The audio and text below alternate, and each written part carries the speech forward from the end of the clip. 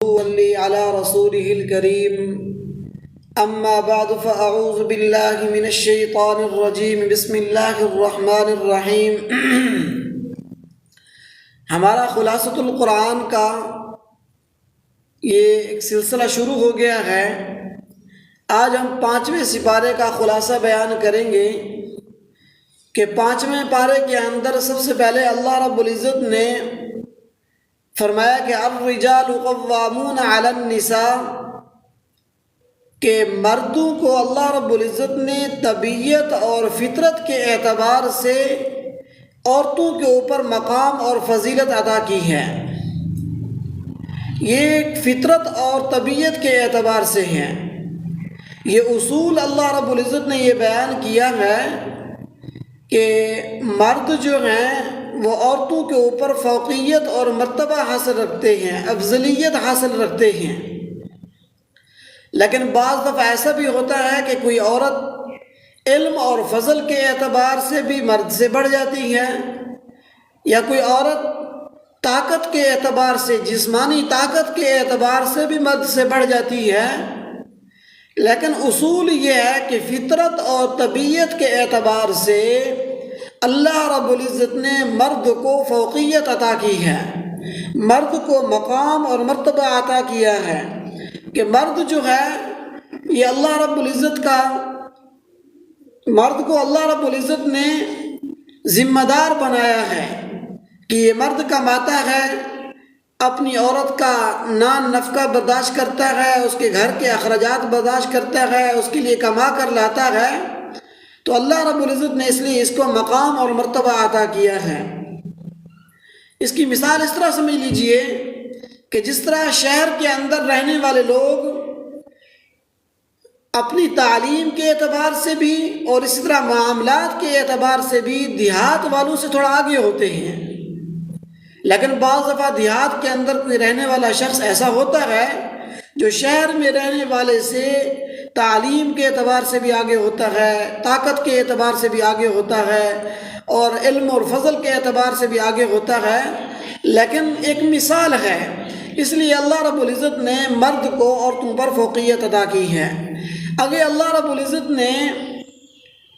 نماز کے احکام کے لیے فرمایا کہ جب نماز پڑھنے لگو،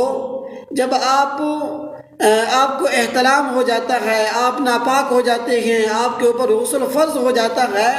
تو اب آپ کو چاہیے کہ آپ غسل کریں۔ آپ کو پاکی حاصل کرنے کے بعد اللہ رب العزت کے ہاں سر بسجود ہونا چاہیے۔ آپ پاکی حاصل کرنے کے بعد اللہ رب العزت کے ہاں سر بسجود ہوں گے تو پھر ہماری نماز قابل قبول ہوگی۔ اگر طہارت ہم نے مسائل نہیں سیکھے ہوں گے، اگر ہمیں طہارت کا طریقہ ہی نہیں آئے گا، تو پھر ہم اللہ رب العزت کے ہاں کس طرح سر بسجود ہوں گے، کیسے اللہ رب العزت کے ہاں گڑ گڑائیں گے، کیسے اللہ رب العزت ہماری نمازوں کو قبول کریں گے؟ ہمیں جب ابتدائی فرائض کا ہی پتہ نہیں ہوگا، ہمیں پتہ نہیں ہے کہ وضو کا طریقہ کیا ہے، طہارت کا طریقہ کیا ہے، طہارت کا طریقہ کیا ہے، طہارت کا طریقہ کیا ہے، بات کو سیکھنا، اس کے اوپر عمل کرنا ہماری ذمہ داری، بات کو سیکھنا، اس کے اوپر عمل کرنا ہماری ذمہ داری ہے۔ ان احکامات کو سیکھیں گے، ان کے اوپر عمل کریں گے، تو اس کے مطابق جب زندگی گزاریں گے تو اللہ رب العزت ہمیں دنیا کے اندر بھی سرخرو کریں گے اور آخرت کے اندر بھی سرخرو کریں گے۔ اور پھر اللہ رب العزت نے انسان کو زندگی گزارنے کے لیے، سیدھی راستے کے اوپر چلنے کے لیے اللہ رب العزت نے ایک طریقہ بتایا ہے، ایک راستہ بتایا ہے۔ وہ کون سا ہے؟ نمبر 1، آپ نے اللہ کی بات ماننی ہے، اطیعوا اللہ و اطیعوا الرسول، رسول اللہ کی بات ماننی ہے۔ اللہ رب العزت نے جو احکامات اپنے پیارے محبوب پیغمبر صلی اللہ علیہ وسلم پر اتارے ہیں، ان کے اوپر آپ کو عمل کرنا ہے۔ رسول اللہ نے جو بتایا ہے اس کے اوپر عمل کرنا ہے۔ آگے پھر فرمایا اولی الامر منکم، کہ ائمہ، فقہاء، مجتہدین، ان کی بات کو بھی ماننا ہے۔ یہاں سے اللہ رب العزت نے، اور یہ بھی یاد رکھنی چاہیے، یہ جو ائمہ، فقہاء، مجتہدین ہوتے ہیں، ایسا نہیں ہے کہ یہ اپنی طرف سے کوئی فقہ لکھ دیں، اپنی طرف سے کوئی مسئلہ بتا دیں کہ ہم ان کی تقلید کرنا شروع کر دیں، ایسا نہیں ہوتا، بلکہ اللہ رب العزت نے جو دین کو مکمل کیا ہے، الیوم اکملت لکم دینکم واتممت علیکم نعمتی ورضیت لکم الاسلام دینا، اس کو سمجھنا چاہیے کہ دین کو مکمل کرنے کا مطلب کیا ہے، کہ اللہ رب العزت نے کچھ احکامات قرآن پاک کے اندر بیان کر دیے ہیں، اور کچھ احکامات اللہ رب العزت نے احادیث مبارکہ کے اندر بیان کیے ہیں، اور کچھ احکامات کے لیے اللہ رب العزت نے قرآن کے اندر احادیث مبارکہ کے اندر اصول بیان کیے ہیں کہ ان اصول کے اوپر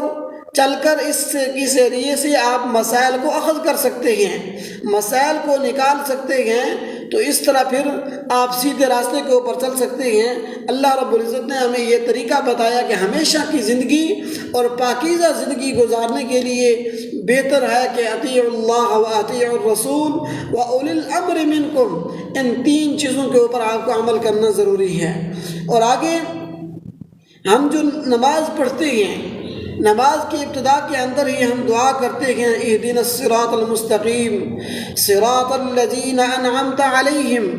کہ دعا مانگتے ہیں کہ یا اللہ ہمیں ان لوگوں کے راستے کے اوپر چلا کہ جن لوگوں کے راستے کے اوپر تو نے انعامات کیے ہیں۔ پھر آگے اللہ رب العزت نے ان انعام یافتہ لوگوں کی تفصیل بتائی ہے کہ وہ کون ہیں۔ وہ 4 قسم کے لوگ ہیں، انعم اللہ علیہم من النبیین والصدیقین والشہداء والصالحین۔ ان 4 قسم کے طبقات، ان 4 قسم کے لوگوں کے راستے کے اوپر چلو گے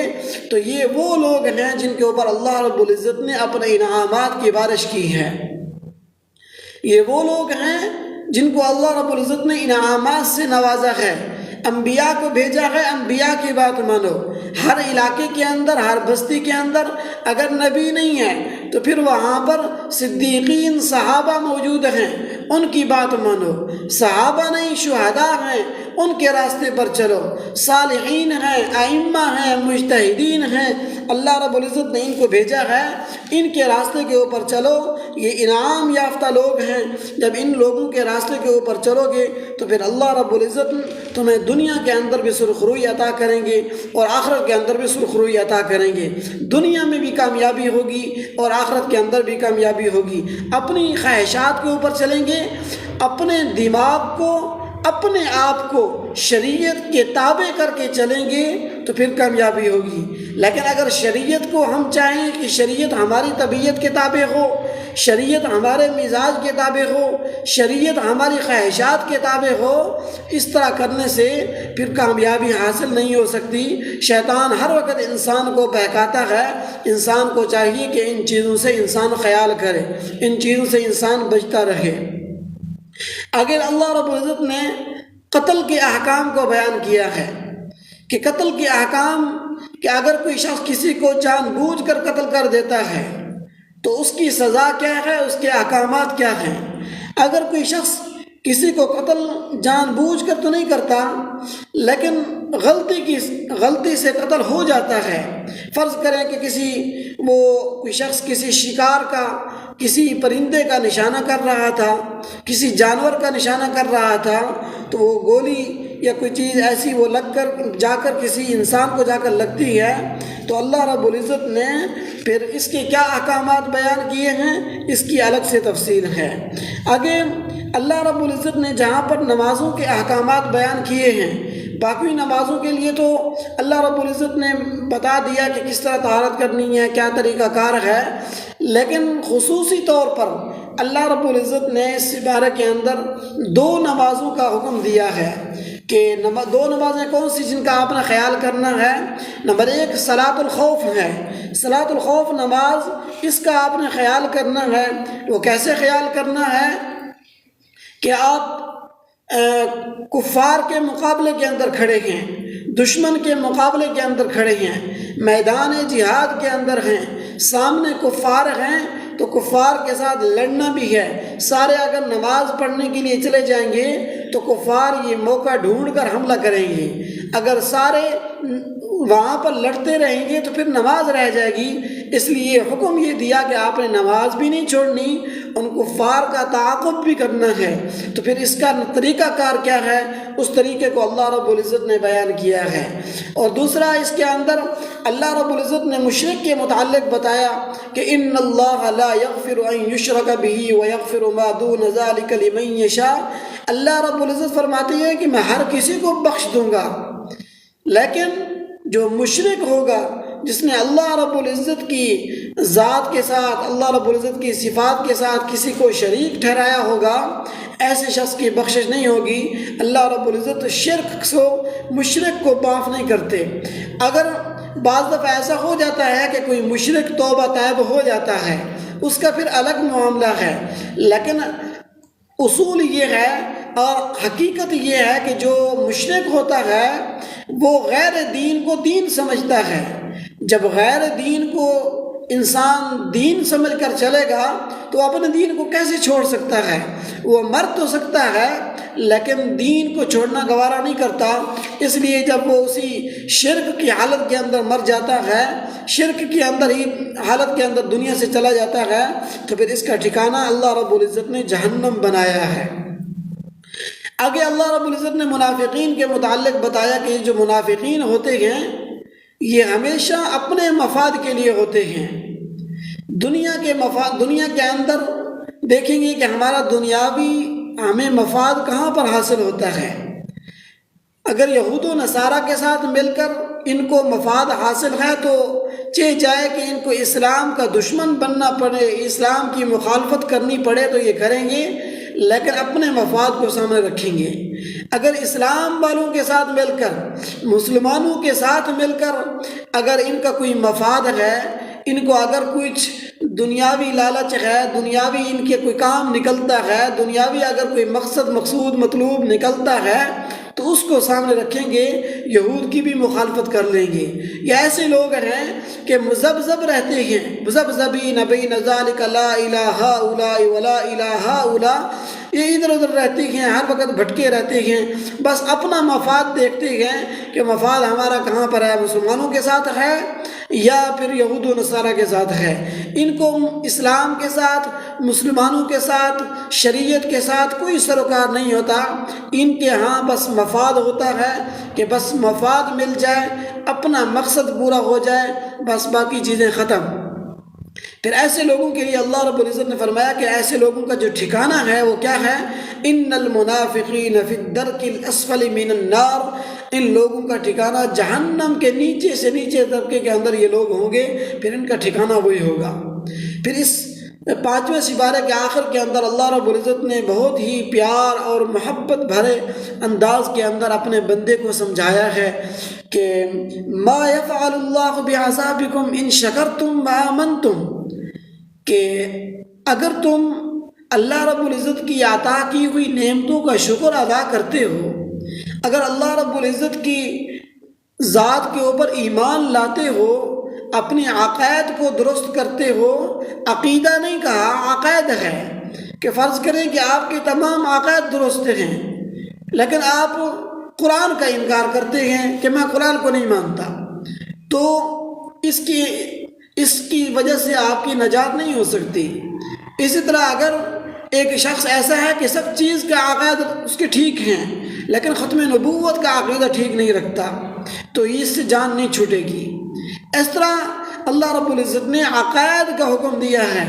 کہ ان شکرتم آمنتم، عقائد کو ٹھیک کرنا ضروری ہے، بنیادی طور پر عقائد ہمیں ٹھیک کرنا چاہیے۔ اس کے اندر ایک چیز یاد رکھنے کی ہے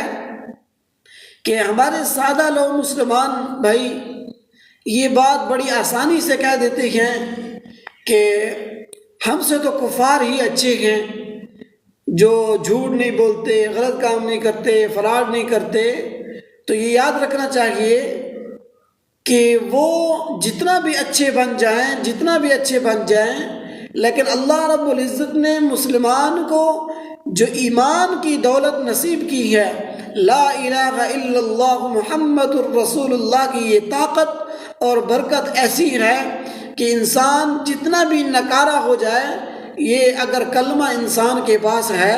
تو یہ کلمہ انسان کو ایک دن جنت کے اندر لے کر ضرور جائے گا۔ لیکن اگر اس کے مد مخالف اگر کافر کھڑا ہے، اس کی تمام تر چیزیں ٹھیک ہیں، وہ شراب نہیں پیتا، دھوکہ نہیں کرتا، زنا نہیں کرتا، جھوٹ نہیں بولتا، فرار نہیں کرتا، دو نمبری نہیں کرتا،